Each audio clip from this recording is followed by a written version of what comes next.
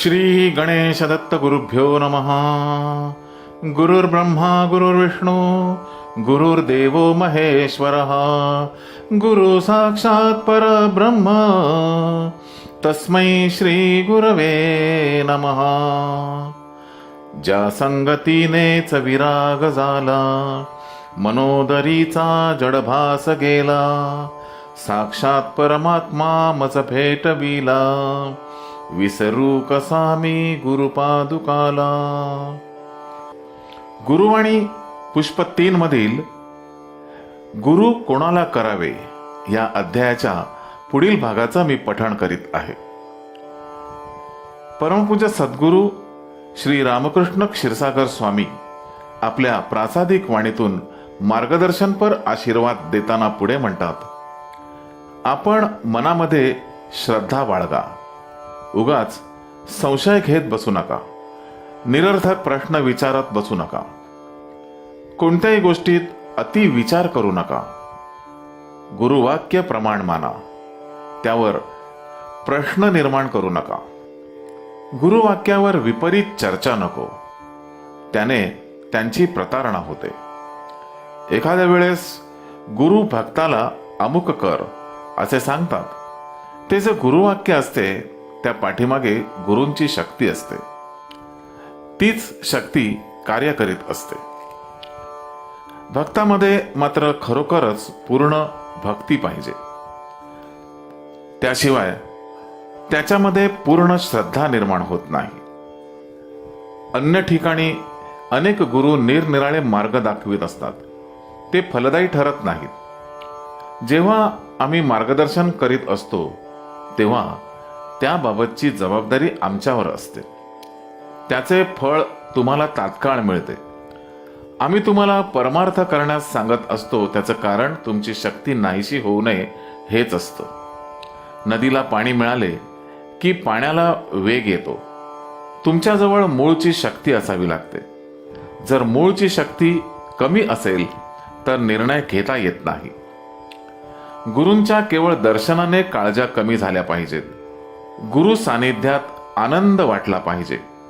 गुरूंच्या आशीर्वादांचा हाच उपयोग आहे. काळजी वाटतच राहिली तर त्या दर्शनाचा काय उपयोग. आपण गुरुचरणी स्थिर असायला पाहिजे. सतत ईश्वर स्मरण करीत जा. आपणास ते साधलेच पाहिजे. आपली श्रद्धा आहे तिथेच ठेवा. वेड्या वाकड्या मार्गाने जाऊ नका. त्याने काहीही साधणार नाही. आपणास योग्य व्यक्तीची गुरूंची भेट होऊन आपले काम साधेल. गुरु काहींना जवळ करतात तर काहींना लांब ठेवतात. काही फळं अशी असतात की ती कच्ची असतानाच तोडावी लागतात व नंतर पिकवावी लागतात. परमपूज्य सद्गुरू पुढे म्हणतात, मी तुमचे सर्वांचे कल्याण व्हावे असे चिंतित असतो. तुम्हाला घेता येईल तेवढे माझ्याकडून घ्या. मला प्रश्न विचारण्याचे कारण नाही. तुम्हाला केवळ दर्शनाने सर्व प्राप्त झाले पाहिजे. काही भक्त असे असतात की त्यांना त्यांचे प्रश्न माझ्या कानी घातल्याशिवाय चैन पडत नाही, झोप येत नाही. खरं म्हणजे माझ्या गुरूंचे अधिष्ठान माझ्या घरी आहे ही भावना आपल्यामध्ये पाहिजे.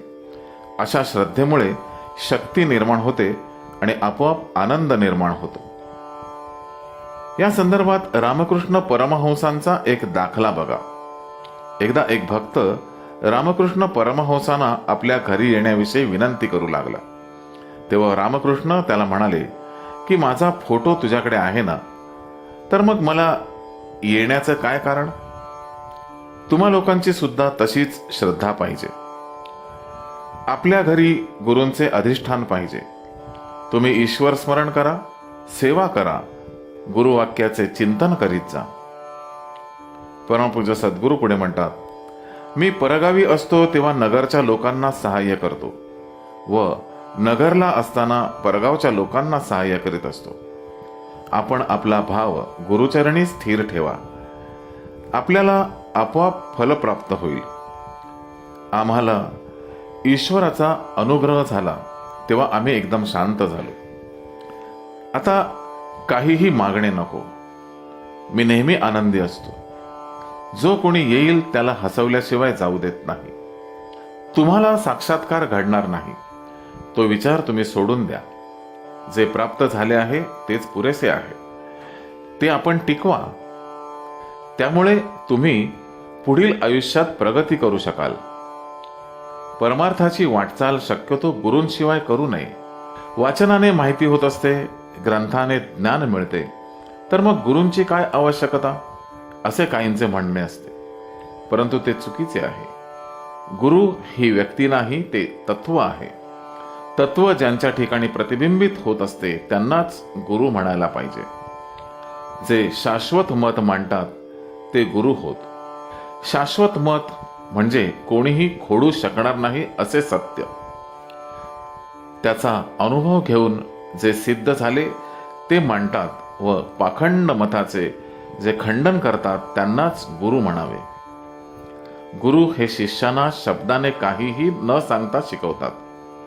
तुम्ही सोवळे पाळा, हे खा, ते खाऊ नका, असे ते शिष्यांना कधीही स्वतःहून म्हणणार नाही. स्त्रियांना गुरु होता येत नाही. त्यांना मंत्र देण्याचा अधिकार नाही. काही स्त्रिया कथा करतात, काहींच्या अंगात येते. त्यांना गुरु मानू नये. त्या स्वतः अपुऱ्या असतात व दुसऱ्यांनाही अपुऱ्या ठेवतात.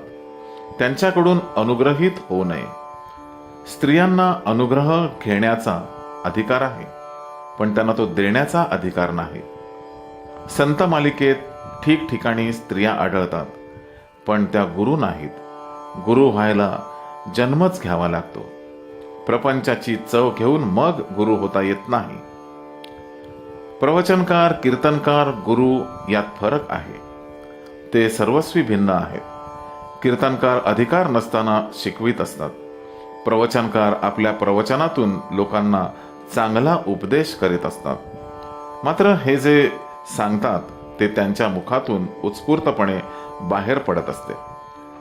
ते सांगताना गुरूंना डोके खाजवावे लागत नाही, विचार करावा लागत नाही की कुठे वाचन करावे लागत नाही. जसे दानात अन्नदान श्रेष्ठ, मंत्रात गायत्री मंत्र श्रेष्ठ, तसे वाक्यात गुरुवाक्य श्रेष्ठ असते. आपल्या जीवनात गुरुवाक्य पुन्हा पुन्हा उगाळून आनंद प्राप्त करा व गुरुचरणी लीन व्हा. श्री गुरुदेव दत्त. गुरुबंधू आणि भगिनींनो, या पुढील अध्यायाचे पठण करण्यासाठी पुन्हा भेटूया उद्या सकाळी 6 वाजता. श्री गुरुदेव दत्त.